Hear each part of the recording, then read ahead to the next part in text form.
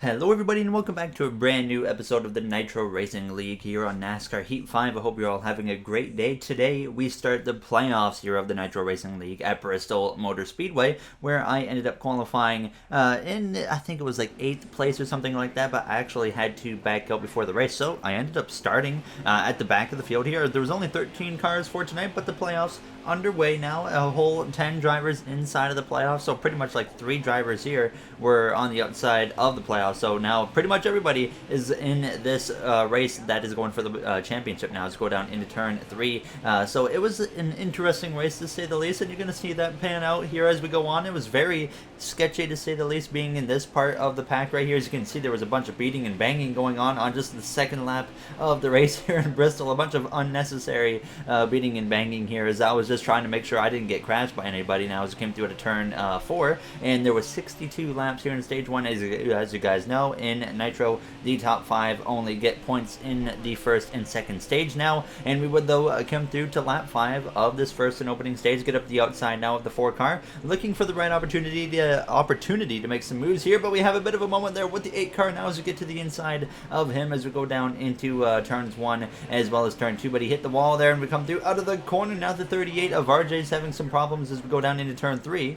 So we now kind of get stuck in behind him, but the 8 kind of checks up, so that opens the door for me to get up to the top. So we would pass RJ as well. Then I would look to the inside now of the 4 of Durham, a playoff contender who comes into this first round. 1 point above the cut line, some contact with him, and we would continue up his inside as we came through at a turn 2 now on lap 11, but he hit the outside wall, and that allowed me to get clear. So immediately I jump up to the top, and we immediately start running down the cars up in front of us of Jay, the 42 of Cameron, as well as the 20 of Matt, and Matt was a little bit off the pace with that 20 car in this portion of the run, but he was doing everything he could to hang on to some stage points paying positions. He comes into this round 5 points above the cut line now as we come through. As you can see, I was quickly closing in on him. I looked to the outside now of the 95 of Jay as we came through the lap 20. The 42 had gone past the 20 now, but Matt was making it so hard on his affiliate teammate and anyone that was around him to get past him here as we came through into turns 3 and 4, and we found out very quickly that if you're trying to make passes on the bottom, it's going to be very tough now, as I would be able to make the pass on Jay,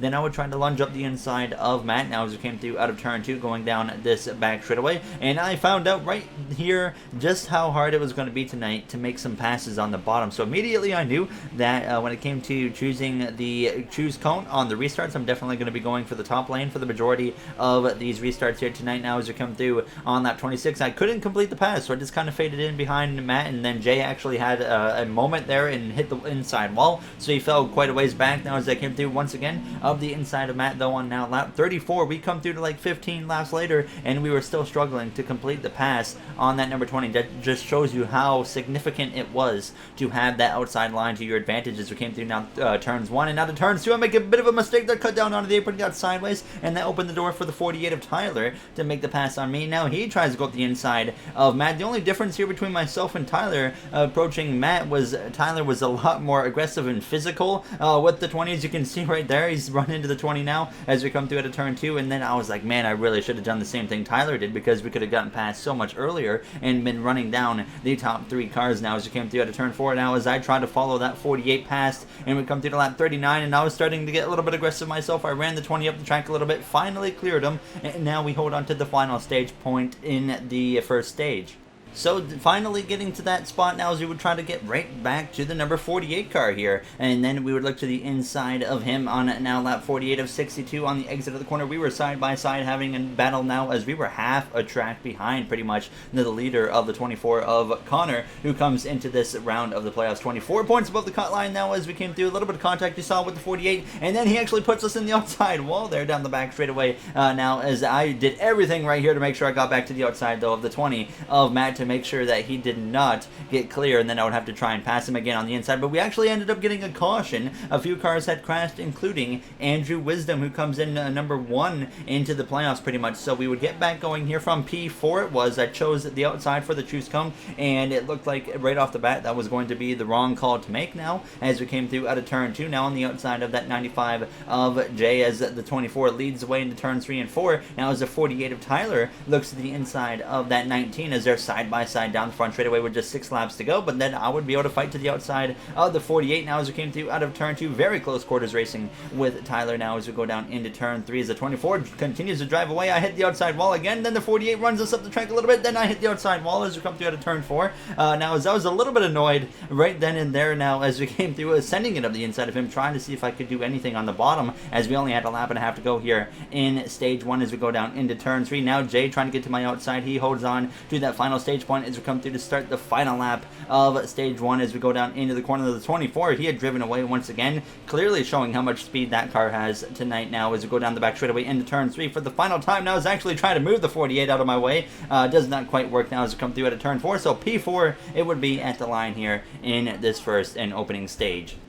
So not a bad first stage effort considering where we started and whatnot.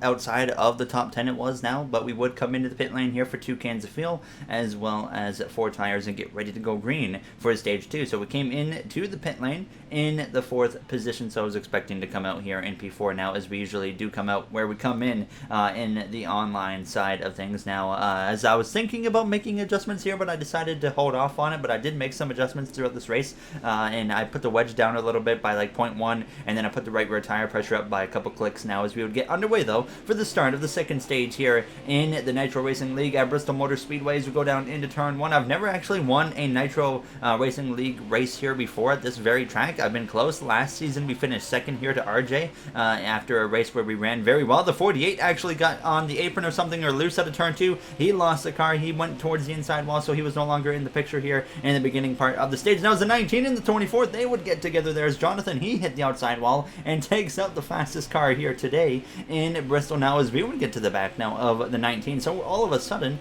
we find ourselves up in 2nd place, and it was a 2-car runaway at this point now as we came through to 45 to go in the second stage. The laps were going by very quick, and I immediately could tell I had enough speed to get to the front and run away with the lead if I could just get clear of the 19 here. But the problem was that outside line being such an advantage that I could not pass the 19 to save my life.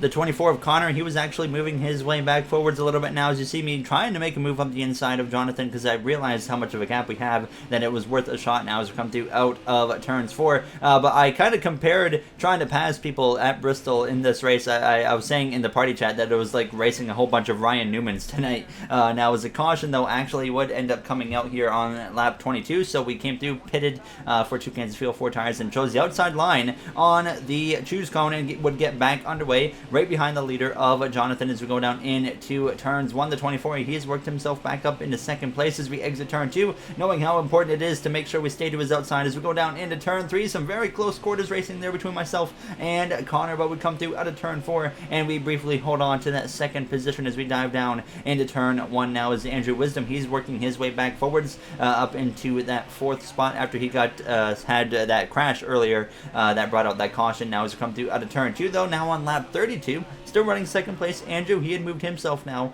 into the 3rd position, so he was closing in on the back of us now as we came through out of turn 4, and I could tell right off the bat here that Andrew definitely at this point in the stage had way more speed than I did. I knew he was probably the fastest car on the track now, as he would actually fight up my inside now on lap 35 out of turns 4, and I thought about trying to fight him as hard as I could like everyone else had been doing throughout this race, and I did that for a few laps, but then I was like, you know what, I don't want to be that guy that I've been disliking all night long, so I decided to let Andrew in right here in turn 3 now, as I knew he was so fast and he was probably going to be able to run the 19 down and pass him, and sure enough, that's exactly what would happen there. There's a little bit of contact between them both as we came to the 15 to go. I've tried to follow Andrew down to the inside, and that was a big mistake. That would open the door for the 42 of Cameron to get to my outside, and now we're in the worst line possible here at Bristol as we're under attack from the 42 as well as the 24 and potentially the 95 of Jay.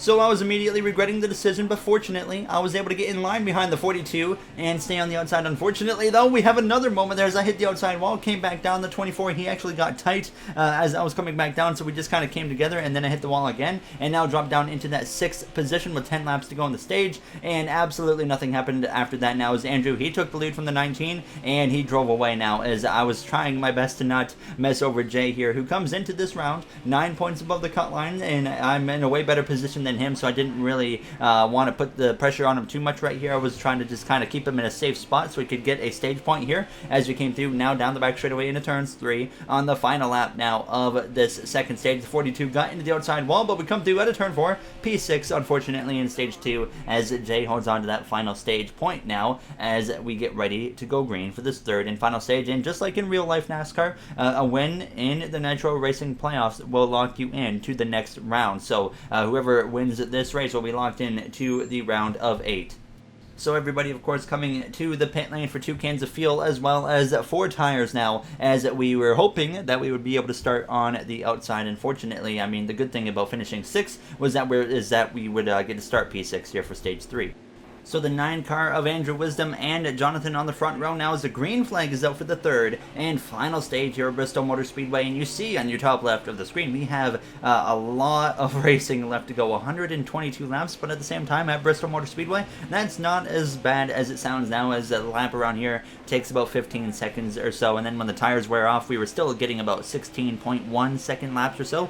So we came through out of turn 4, completing that first lap, and I was holding on to that 5th position over Jay now as we came through out of turn 2, but Andrew trying to run away with the victory here to start off the playoffs now as we came through on to lap 133. And then there was actually a bit of an incident behind us, so that would bring out the first caution here of the third and final stage. So everybody came back to the pit lane to put 2 cans of fuel in the car, 4 fresh tires. Not everybody though. We did actually have the 8 car only put 2 tires on, and that would spice things up for the restart. As I chose the top, we would get back underway here now with 114 laps to go, and we were all a little bit concerned to see what would happen with that 2 tire call for the 8 car, and immediately he took out the 9 of Andrew and then causes more havoc as we go down into turn 3. I'm trying to avoid him now as we get to his inside, some contact as we exit turn 4, and we now get back up into P5. But Andrew, who has the fastest car likely here tonight, ends up getting taken out unfortunately, so I felt really bad for him about that now as we came through to lap 145 now as the 19 was trying to make a pass on the 48. I now look to the outside, and at this point the 24 and the 42, they were driving away from all of us now. Now as I get to the outside of Jonathan, and as we go down into turns 1 and 2, we know he's at the huge disadvantage, and then I actually hit the outside wall. And when you hit the outside wall, it honestly gives you an advantage if you hit it at that right spot, so I would be able to get ahead. And then I hit it again, and this time though it did not really work out very well because there was some contact with the 19 after I bounced off of it, but it did allow me to clear him. Then we came through at a turn 4 right behind the 48 on lap 159. He loses the car, so I kind of get a free pass here as I move now into P3 with less than 100 laps to go. So now we try to run down second place of Cameron as the 24 of Connor. He was about 2.8 seconds ahead, and both of us were really even on pace now. There was a few things that kind of got in his way that allowed me to close that gap up a little bit as time went on. But we come through now to lap 166, and you can see I'm closing the gap to the back of that 42 car now of Cameron as we go down into turns 3 and 4. And we would just continue to close in, and sure enough, as we come through out of turns 4, now at less than a second between myself and the 42. Then on lap 167, he actually loses the car to turn 4, goes all the way to the inside wall, so we would get past him, get up into second place as we came through to lap 169. Nice. Now trying to run down that 24 of Connor here as we go down the back straightaway into turn 3, but like I said, we were so even that everything I was doing wasn't working. We were just not gaining, but we were not losing anything now, as it was about 2.2 to 2.3 seconds for a very long time now as we went through all the way to lap 177 now out of turn 2. Now you see some lap traffic kind of coming into the mix here,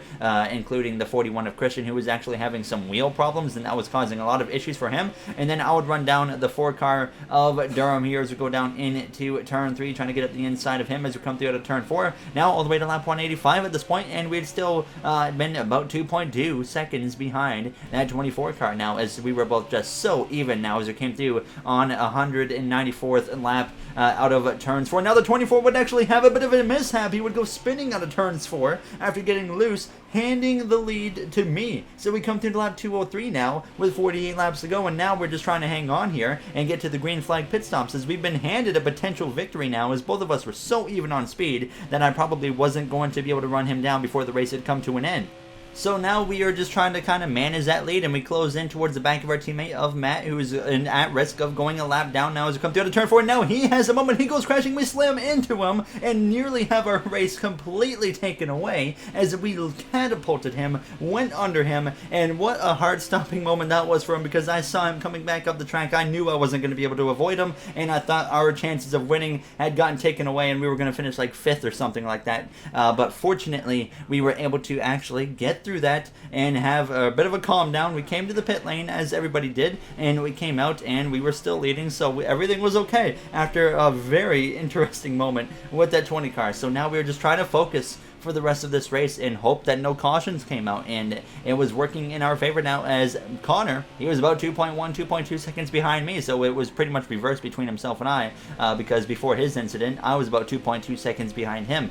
So we come through now with less than 20 laps to go once we hit the line here, just hoping so bad that it was going to stay green now, as we've had an interesting race to say the least, and then we've gotten ourselves to the lead, and now we've been able to hold on now with less than 20 laps to go, now 2.4 seconds between myself in the 24. Then we run down RJ as we came through, approaching just 10 laps to go in this race here in Bristol. The green flag had still been out, and all we have to do is get to lap 246. I wasn't counting down to 250, I was counting down to 246, because that would be the caution cutoff. After 246 laps, there can be no cautions here in this race, because we can't get overtime started in time to have a 2-lap dash for the finish. So we came through, now approaching the back of the 48 and the 42, and I was just hoping they were going to keep it clean. Sure enough, they did to lap 246. So now I decided right here I was not even going to think about trying to pass these two, because I had a nice or comfortable enough of a lead over Connor, 3.1 seconds. So I just chill right here and just now hope that I don't make any errors and just hold on to this victory. So we came through now with 4 laps to go, just chilling right behind the 48. We approached 2 laps to go now here in Bristol for the first race of the playoffs. Connor had closed the gap up by about half a second now, as I'm leaving a good gap between myself and these guys in front of us, just in case they end up crashing. Now as we come through, approaching the final lap here in the first race of the playoffs, the 48 loses it, and that is exactly why I was making sure I was giving enough room just in case something like that happened. So we come through out of turn 2, down the back straightaway for the final time here in Bristol for the first race of the playoffs, and we are about to go back to back after winning Darlington in the last episode, and we will come through out of turns 4 to pick up the first win of the playoffs.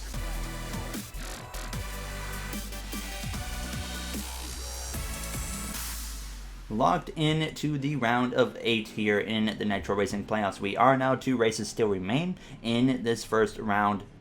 There you see the order, though, on your screen. Andrew actually ended up getting a solid finish, rebounding pretty nicely after getting taken out in that final stage by the 8 car and whatnot. But, I mean, great for us, of course, to pick up the victory now, as I will show you guys the updated playoff standings here in just a moment before we end this episode now. As you see, the 4 car of Durham down there in P10 is, unfortunately, Matt got P8, Jay got 7th. Here is, though, the point standings on your screen, so we are locked in.